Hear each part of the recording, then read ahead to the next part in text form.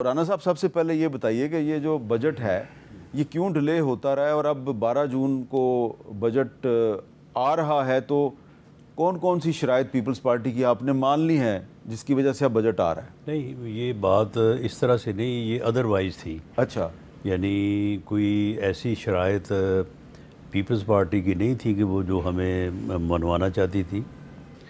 Federal government کی کچھ باتیں تھیں. اچھا، مثال کے طور پہ جو فیڈریشن اور صوبوں کے درمیان وسائل کی تقسیم ہے، اس کا جو فارمولہ ہے اس کے مطابق 58% جو ہے وہ صوبوں میں تقسیم ہوتا ہے اور 42% جو ہے وہ فیڈریشن فیڈرل گورنمنٹ کے حصے میں آتا ہے. تو گورنمنٹ کا یا پی ایم ایل این کا یہ خیال تھا کہ جب یہ ریشو طے ہوئی تھی تو اس وقت شاید ہمارا جو ڈیٹ سروسز ہیں وہ ان کی اماؤنٹ اتنی زیادہ نہیں تھی. ڈیفنس ایکسپینڈیچر بھی شاید اس وقت حالات کے مطابق جتنے اب ہیں اتنے اس وقت نہیں تھے. تو اب حالات ایسے ہیں کہ صوبوں اور فیڈرل گورنمنٹ کے درمیان جو وسائل کی تقسیم ہے اس کے اوپر نظر ثانی ہونی چاہیے. تو پیپلز پارٹی جو ہے وہ یہ بات ماننے کو تیار نہیں تھی.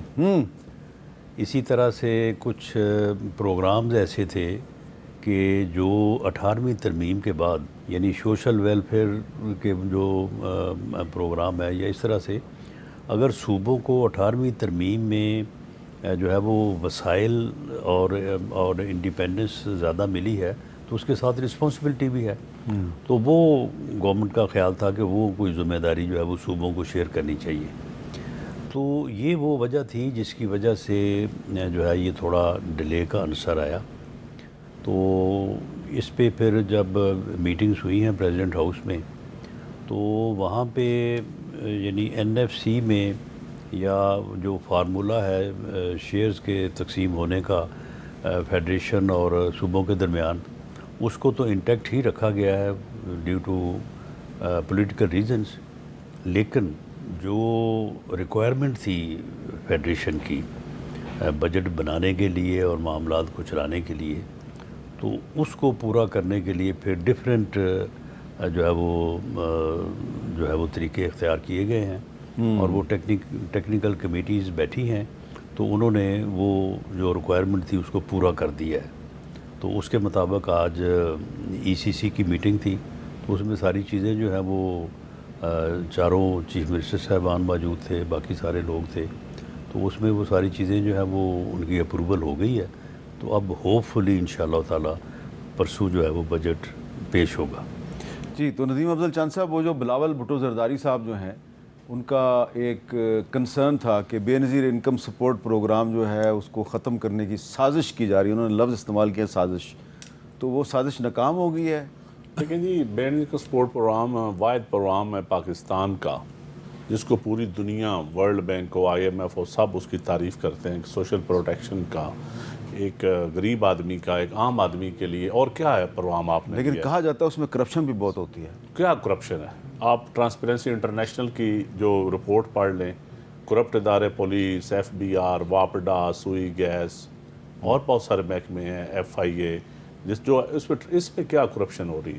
اگر اس میں کرپشن پہ بے نظیر انکم سپورٹ پروگرام کا جو ہے یہ بہت پیچھے ہے. لیکن یہ تو پھر گورننس کا ایشو آ گیا نا. آپ کی منسٹری ہے، فیڈرل گورنمنٹ کو پھر چاہیے کہ جو کرپشن کا ایلیمنٹ اگر کوئی ہے بھی، ان غریبوں، یتیموں، بیواؤں کے کوئی پیسے کھاتا ہے تو اس کو کرنا. یہ دیکھیں نا، بینکس جو ہیں پچھلے ادوار میں کئی سالوں سے جی بینکس اکاؤنٹ نہیں کھول رہے عام آدمی کے کہ جی ہمارا کلائنٹ خراب ہوتا ہے. غریب آدمی بینک میں آ جائے، اس کے کپڑوں سے بدبو آتی ہے، اس کے پسینے سے بدبو آتی ہے. شیشے کے بینک ہیں، وہاں غریب آدمی اکاؤنٹ نہیں کھول سکتا. وہ اس کو دھکے کھانے پڑتے ہیں پیسے لینے کے لیے. ٹھیک ہے، 1200 ارب پی ٹی آئی کے دور میں دیا تھا نا کرونا میں، 1200 ارب. اس کے بعد انہوں نے کئی سبسڈیز ہم دے رہے ہیں، اربوں روپیہ.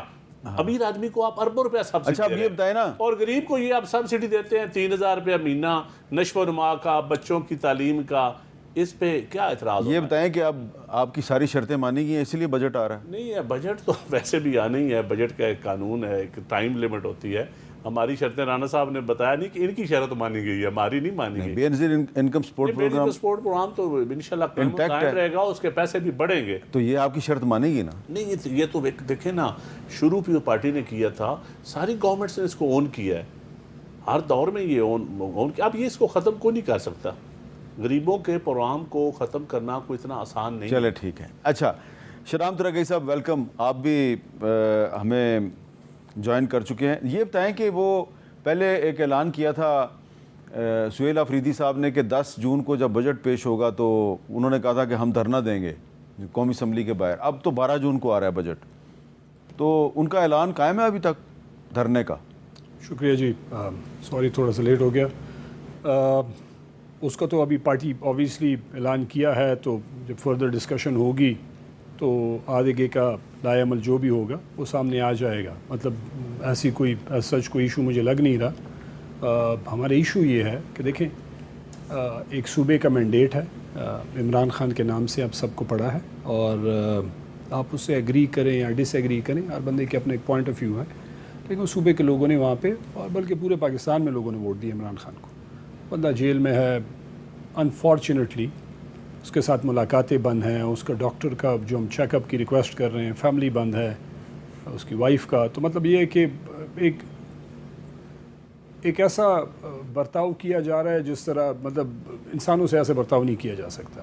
ڈس ایگریمنٹ جو بھی ہوں گی، ہم کہتے ہیں، ہمارا چیف منسٹر یہ کہتا ہے کہ میں جاؤں اور چیف منسٹر عمران خان سے ملوں، اس سے میں ڈسکشن کروں، اس سے میں جو ہماری پالیسی ہے وہ ڈسکس کروں، اس سے ایک فیڈ بیک لوں، کیونکہ مینڈیٹ اس کا ہے. تو وہ ہماری آج بھی ہماری وہی بات ہے، اس پہ ہم قائم ہیں. انفارچونیٹ ہے کہ اس طرح کی جو رویہ ہے سیاسی ٹمپریچر کو نیچے نہیں لائے گا. اچھا آپ کے ساتھی ہیں ایک مشتاق غنی صاحب، انہوں نے کہا جی کہ ہاں ان کا کوئی 30-35 ایم پی ایس کا ایک گروپ بن گیا ہے. انہوں نے کیا کہا جی، ذرا سنا دیں. ہم لائک مائنڈڈ لوگ ہیں، کوئی 30-35 جنہوں نے یہ انڈر اوتھ عہد کیا کہ اب خان صاحب کی رہائی کے لیے پریشر بلٹ اپ چاہتے ہیں. اوتھ بھی لیا ہے انڈر اوتھ ہے ہم سارے 30 سے 35 لوگ. یس. اب ہم نے اس کو نام دیا ہے عمران خان رہائی تحریک. عدالت جو ہے وہ علی مین گنڈا پور کو بحال کر دیتی ہے شیر افضل مروت کی درخواست پر. تو پھر آپ علی مین گنڈا پور کے ساتھ کھڑے ہوں گے یا سہیل آفریدی کے ساتھ کھڑے ہوں گے؟ جو بھی خان کی رہائی کی تحریک کی بات کرے گا ہم اس کے ساتھ کھڑے ہوں. یہ تیسرا گروپ ہے یا دوسرا گروپ ہے؟ دیکھیں میں ایک چیز بڑی، میں نے اس دن بھی آپ کے پروگرام میں کہا تھا، آج میں بالکل کلیئر واضح کر دوں. ہم سب کے پاس مینڈیٹ ہے عمران خان کا، لوگ نے اس کو ووٹ دیا ہے. پروونشل گورنمنٹ خیبر پختونخوا کی عمران خان کی نام سے بنی. وہاں پہ چیف منسٹر پہلے علی امین تھے، عمران خان کی چوائس تھے. انہوں نے کہا آپ چھوڑ دیں سہیل آفریدی، اور انہوں نے اپنے ریزگنیشن دیا. سہیل آفریدی بھی عمران خان کی چوائس ہے. ڈس ایگریمنٹس ہو سکتی ہیں، جو یہ نمبر بتا رہے ہیں اتنا نمبر نہیں ہے. اچھا 30-35 نہیں ہے؟ میں آپ کو بتا رہا ہوں. دوسری بات یہ ہے کہ چیف منسٹر سے گلے شکوے ہو سکتے، میرے بھی ہیں، ہو سکتے ہیں، میرے گلے ہو سکتا ہے، فنڈ کا ہو سکتا ہے، کسی اور چیز کا ہو سکتا ہے، یہ نارمل ہے. لیکن یہ بالکل کلیئرٹی ہے کہ پارٹی متحد ہے، ایم پی اے سارے متحد ہیں. کچھ کی تو چیف منسٹر سے ملاقات بھی ہوئی ہے، اور کچھ اور جو چند اور ہیں جن کے اگر گلے شکوے ہیں وہ بھی ایشو ریزالو ہو جائے گا. اور عمران خان کے نامنی ہیں سہیل آفریدی، اور سہیل آفریدی چیف منسٹر ہیں، اور ان کے ساتھ ساری پارٹی کھڑی ہے. اس پہ کوئی دو رائے نہیں ہے. تو مطلب کوئی کنفیوژن کی ضرورت نہیں ہے.